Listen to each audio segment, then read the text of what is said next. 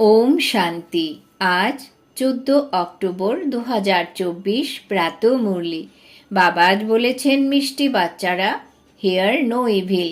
এখানে তোমরা সৎসঙ্গে বসে আছো, তোমরা মায়াবী কুসঙ্গে যাবে না। কুসঙ্গে গেলেই সংশয়ের রূপে ঝিমুনে আসে।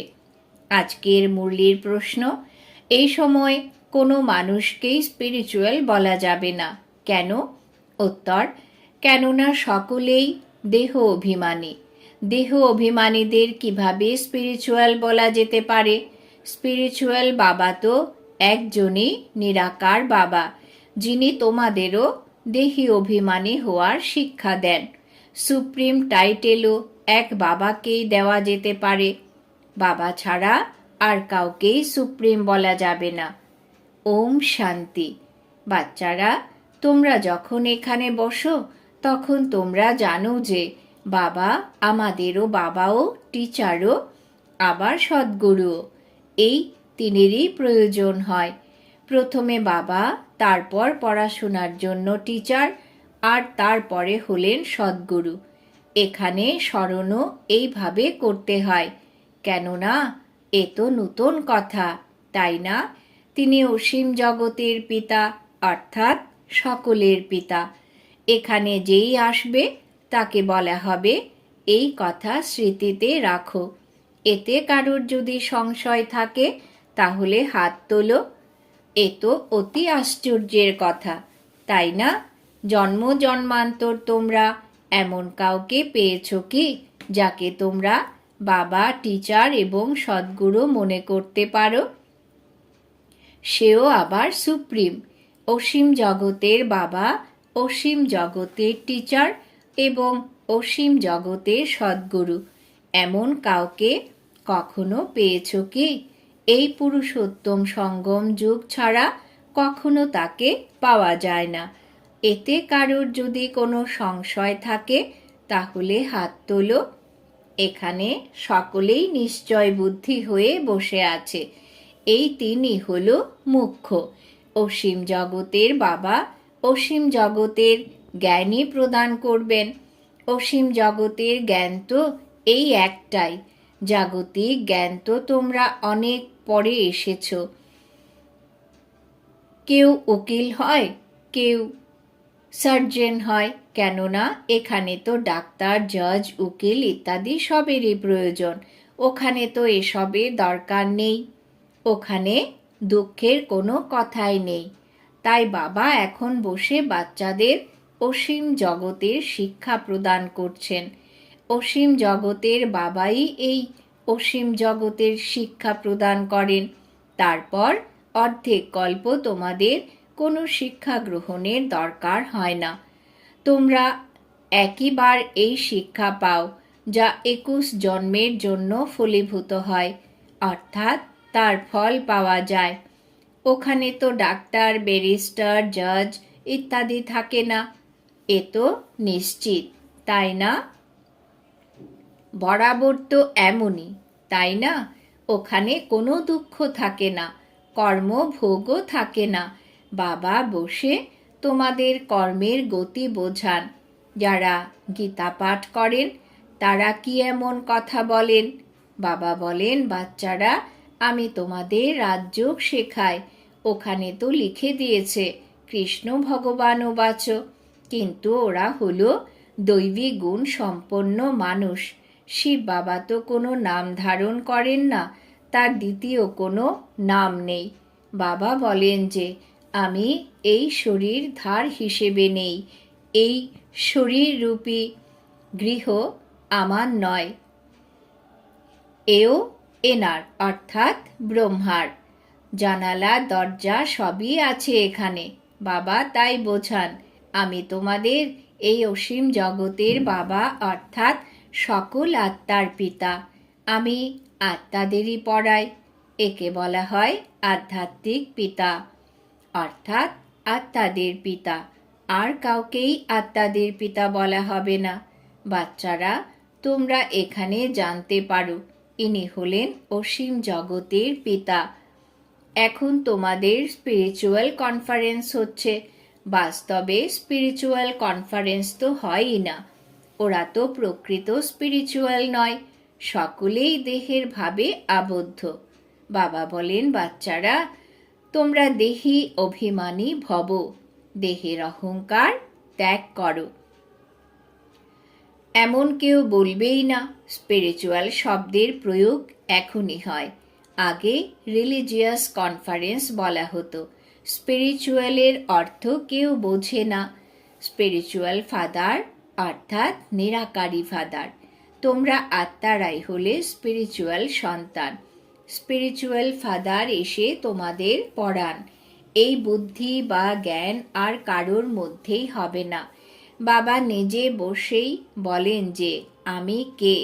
গীতাতে এই কথা নেই, আমি তোমাদের অসীম জগতের জ্ঞান দান করি।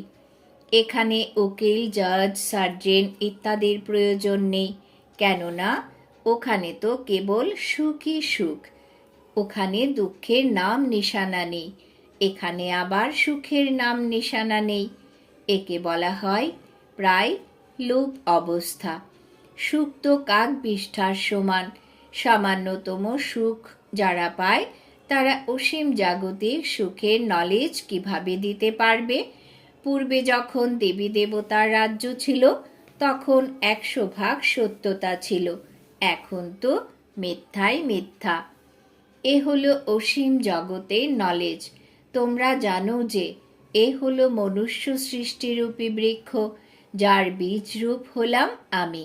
তার মধ্যে বৃক্ষের সম্পূর্ণ জ্ঞান রয়েছে, মানুষের মধ্যে এই জ্ঞান নেই।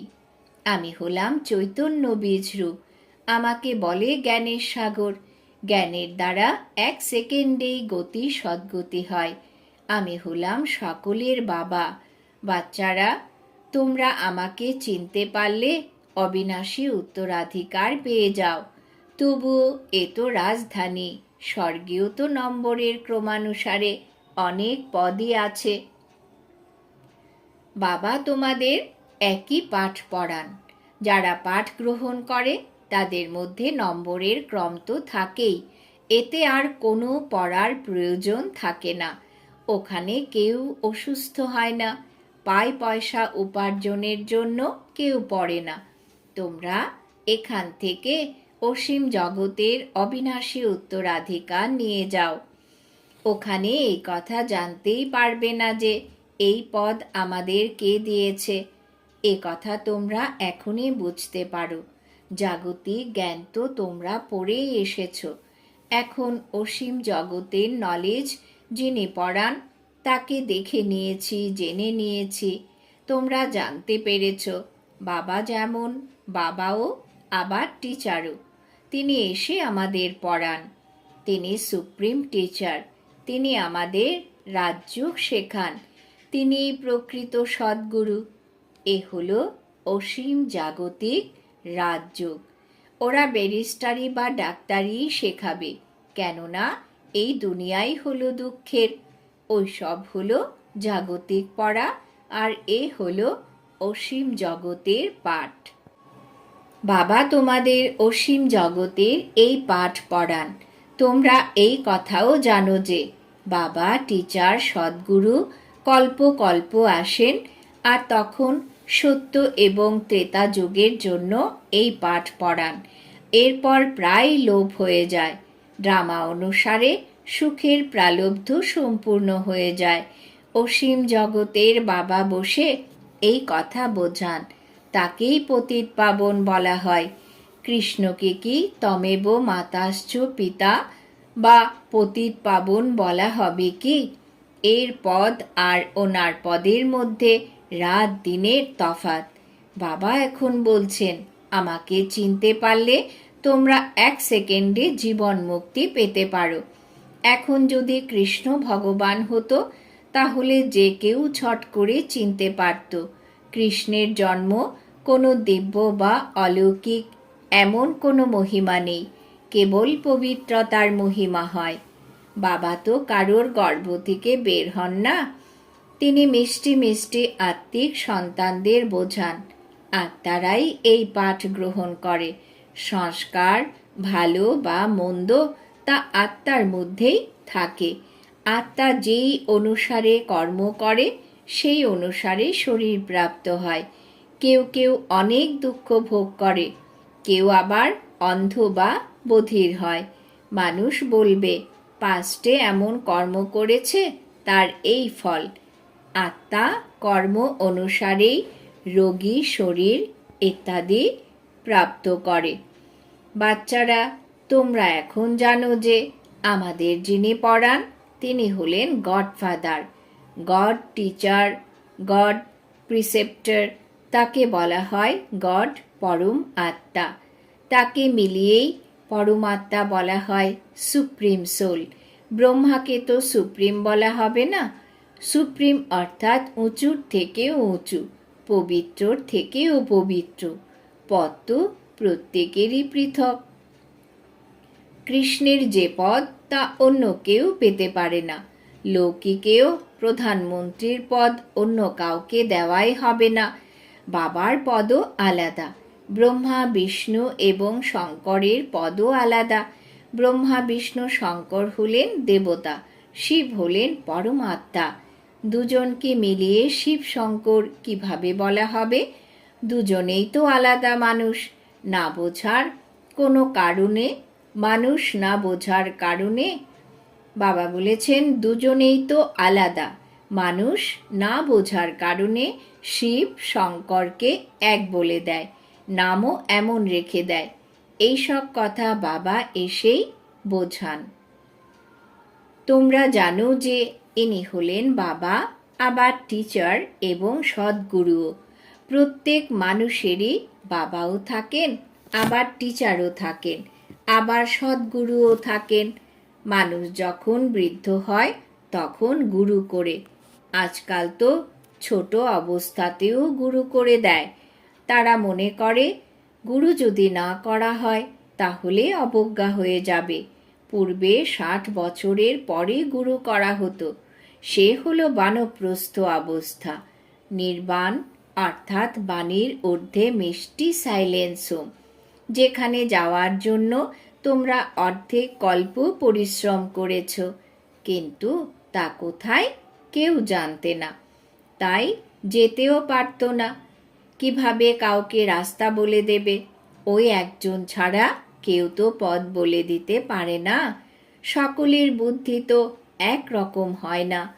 কেউ যেমন শুধুই বাবা বলেছেন কত কথা শুনে কিছুই লাভ নেই, উন্নতিও কিছুই হয় না। তোমরা এখন বাগানের ফুল তৈরি হচ্ছ। তোমরা ফুল থেকে কাটা হয়েছিলে, বাবা আবার তোমাদের কাটা থেকে ফুলে পরিণত করছেন। তোমরাই পূজ্য ছিলে, আবার পূজারী হয়েছ। 84 জন্ম নিতে নিতে তোমরা শতপ্রধান থেকে তমপ্রধান পতিত হয়ে গেছ। বাবা তোমাদের সিঁড়ি সম্বন্ধে বুঝিয়ে বলেছেন। এখন আবার কি করে পতিত থেকে পবিত্র হবে এ কেউ জানে না। মানুষ এমন গানও গায়, পতিত পাবন এসো, এসে আমাদের পবিত্র বানাও। তাহলে কেন জলের নদী সাগর ইত্যাদিকে পতিত পাবন মনে করে সেখানে গিয়ে স্নান করে? গঙ্গাকে তারা পতিত পাবনই বলে দেয়, কিন্তু নদী কোথা থেকে নির্গত হয়েছে? সাগর থেকেই তা বের হয়, তাই না? তাহলে এ সবই সাগরের সন্তান। তাই প্রত্যেকটি কথাই খুব ভালো করে বোঝার। বাচ্চারা, এখানে তো তোমরা সৎসঙ্গে বসে আছো। বাইরে কুসঙ্গে যদি তোমরা যাও তাহলে তোমাদের অনেক উল্টো কথা শোনাবে। তখন এই সব কথা ভুলে যাবে। কুসঙ্গে গেলে তোমরা ঝিমোতে থাকো, তখনই সংশয় এসেছে জানতে পারা যায়। কিন্তু এই কথা তো ভুলে যাওয়া উচিত নয়। আমাদের বাবা অসীম জগতের বাবা, তিনি টিচারও, তিনিই পার করে দেন। এই নিশ্চয়তার সঙ্গেই তোমরা এখানে এসেছো। ওইসব হলো দেহের জন্য লৌকিক পড়া, লৌকিক ভাষা। এ হলো অলৌকিক। বাবা বলেন যে আমার জন্মও অলৌকিক। আমি শরীরের ধার নেই, এই পুরনো জুতো ধারণ করি। সেই অনেক পুরনো, সব থেকে পুরনো এই শরীররূপী জুতো। বাবা যার দেহের আধার নিয়েছেন তাকে লং বুট বলা হয়। এ কত সহজ কথা, এ তো ভোলার কথা নয়, কিন্তু মায়া এত সহজ কথাও ভুলিয়ে দেয়। বাবা যেমন বাবাও, তিনি আবার অসীম জগতের শিক্ষাদানকারী, যে শিক্ষা আর কেউ দিতে পারে না। বাবা বলেন, তোমরা প্রচেষ্টা করে দেখো, কোথা থেকে এই শিক্ষা পাবে? সকলেই হলো মানুষ, তারা তো এই জ্ঞান দিতেই পারবে না। ভগবান একই রথ নেন, যাকে ভাগ্যশালী রথ বলা হয়, যাকে পদমা পদম ভাগ্যশালী বানানোর জন্য বাবা প্রবেশ করেন। ইনি হলেন সম্পূর্ণ কাচের দানা। ইনি ব্রহ্মার থেকে বিষ্ণু হন। শিব বাবা যেমন এনাকে বানান, তোমাদেরও এনার দ্বারা বিশ্বের মালিক বানান। রাজত্ব স্থাপনের কারণে এখানে বিষ্ণুর সম্পূর্ণ স্থাপনা হয়। একেই বলা হয় রাজযোগ। এখন তো এখানে সবাই শুনছে, কিন্তু বাবা জানেন অনেকের কান দিয়েই তা বেরিয়ে যায়। কেউ যদি ধারণ করে তবেই অন্যদের শোনাতে পারে। এদেরই মহারথী বলা হয়। এরা নিজেরা শুনে তা ধারণ করে অন্যদেরও আগ্রহের সঙ্গে আনন্দ করে বোঝায়। বোঝানোর জন্য যদি মহারথী থাকে তাহলে ঝট করে বুঝতে পারবে, ঘোড়সওয়ারের থেকে কম বুঝতে পারে, পেয়াদাদের থেকে আরও কম বুঝতে পারে। বাবা তো একথা জানেনই যে কে মহারথী আর কে ঘোড়সওয়ার, এতে দ্বিধাগ্রস্ত হওয়ার কোনো কথাই নেই। কিন্তু বাবা দেখেন যে কোনো কোনো বাচ্চা দ্বিধায় পড়ে যায়, তখন ঝিমাতে থাকে, তারা চোখ বন্ধ করে বসে থাকে। উপার্জনের সময় কখনো ঝিমনে আসে কি? তোমরা ঝিমোতে থাকলে কিভাবে ধারণ হবে?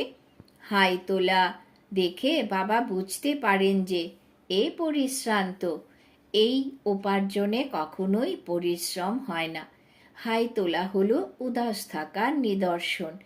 কোনো না কোনো বিষয়ে ভেতরে ভেতরে যারা বিচলিত থাকে তাদেরই বেশি হাই আসে। তোমরা এখন বাবার ঘরে বসে আছো, তাই এখানে পরিবারও আছে, টিচারও এখানে হয়, আবার পথ বলে দেওয়ার জন্য গুরুও এখানেই হয়। এনাকে মাস্টার গুরু বলা হয়। তাই এখন বাবার রাইট হ্যান্ড তো হতে হবে, তাই না? যাতে তোমরা অনেকের কল্যাণ করতে পারো। নর থেকে নারায়ণ বানানোর কাজ ছাড়া অন্য কোনো কাজই লাভদায়ক নয়। সকলের উপার্জনই শেষ হয়ে যায়। এই নর থেকে নারায়ণ বানানোর কাজ বাবাই শেখান। তাই তোমাদের কোনো পাঠ পড়ার, বাবা বলেছেন নর থেকে নারায়ণ বানানোর কাজ বাবাই শেখান, তাই তোমাদের কোনো পাঠ পড়ার প্রয়োজন। যার কাছে অনেক অর্থ আছে সে মনে করে এখানেই স্বর্গ। বাপু গান্ধী রামরাজ্য স্থাপন করেছিলেন কি? আরে এই দুনিয়া তো পুরনো, তমপ্রধান, এখানে দুঃখ আরও বৃদ্ধি পাচ্ছে। একে কিভাবে রামরাজ্য বলা হবে? মানুষ কত অবুঝ, এই অবুঝদেরই তমপ্রধান বলা হয়। বুঝদারদের বলা হয় শতপ্রধান। এই চক্র ঘুরতেই থাকে। এতে বাবাকে প্রশ্ন করার কিছুই নেই। বাবার কর্তব্য হলো রচনা আর রচয়িতার জ্ঞান প্রদান করা। তিনিই তো তা দিয়েই থাকেন। তিনি মুরলিতে সবই বোঝাতে থাকেন। এতে সমস্ত কথারই রেসপন্স পাওয়া যায়। বাকি তোমরা কি জিজ্ঞেস করবে? বাবা ছাড়া আর কেউ বোঝাতে পারবে না, তাহলে কিভাবে জিজ্ঞেস করবে? এ কথাও তোমরা বোর্ডে লিখতে পারো। 21 জন্মের জন্য এভার হেলদি এভার ওয়েলদি হতে গেলে এখানে এসে বোঝো। আচ্ছা, মিষ্টি মিষ্টি হারানিধি বাচ্চাদের প্রতি মাতা পিতা বাপ দাদার স্মরণের স্নেহ সুমন আর সুপ্রভাত। আত্মাদের পিতা তার আত্মারূপী বাচ্চাদেরকে জানাচ্ছেন নমস্কার। আমরা আত্মারূপী বাচ্চারা আমাদের মাতা পিতা বাপদাদাকে জানাই স্মরণের স্নেহ সুমন, সুপ্রভাত, নমস্কার। ধারণার জন্যে মুখ্য সার। 1 নম্বর, বাবা যা শোনান তা শুনে খুব ভালোভাবে ধারণ করতে হবে। অন্যকে আগ্রহের সঙ্গে শোনাতে হবে। এক কান দিয়ে শুনে অন্য কান দিয়ে বের করে দেবে না। উপার্জনের সময় কখনো হাই তুলবে না। 2 নম্বর, বাবার রাইট হ্যান্ড হয়ে অনেকের কল্যাণ করতে হবে। নর থেকে নারায়ণ বানানোর কাজ করতে হবে। বরদান। বাবা আজ বরদান দিয়েছেন, কারুর ব্যর্থ সমাচার শুনে ইন্টারেস্ট বৃদ্ধি করার পরিবর্তে ফুল স্টপ লাগিয়ে পরমত থেকে মুক্ত ভব। ব্যাখ্যা। কিছু বাচ্চা চলতে চলতে শ্রীমতের সাথে আত্মাদের পরমত মিক্স করে দেয়। যখন কোনো ব্রাহ্মণ সংসারের সমাচার শোনায় তখন তারা সেই সমাচার খুব ইন্টারেস্টের সাথে শোনে। করতে কিছু পারে না, কিন্তু শুনে নেয়। ফলে সেই সমাচার বুদ্ধিতে চলে যায়। তারপর টাইম ওয়েস্ট হতে থাকে। সেই জন্য বাবার আজ্ঞা হলো শুনেও শুনবে না। যদি কেউ শুনিয়েও দেয় তাহলে তোমরা ফুল স্টপ লাগিয়ে দাও। যে ব্যক্তির থেকে শুনেছ তার প্রতি দৃষ্টি বা সংকল্পেও ঘৃণাভাব আসবে না। তখন বলা হবে পরমত থেকে মুক্ত। স্লোগান। যার বিশাল হৃদয় তার স্বপ্নেও লৌকিকের সংস্কার এমার্জ হতে পারে না। যার বিশাল হৃদয় তার স্বপ্নেও লৌকিকের সংস্কার এমার্জ হতে পারে না। আজকের সমান আমি পরমত থেকে মুক্ত আত্মা। ওম শান্তি।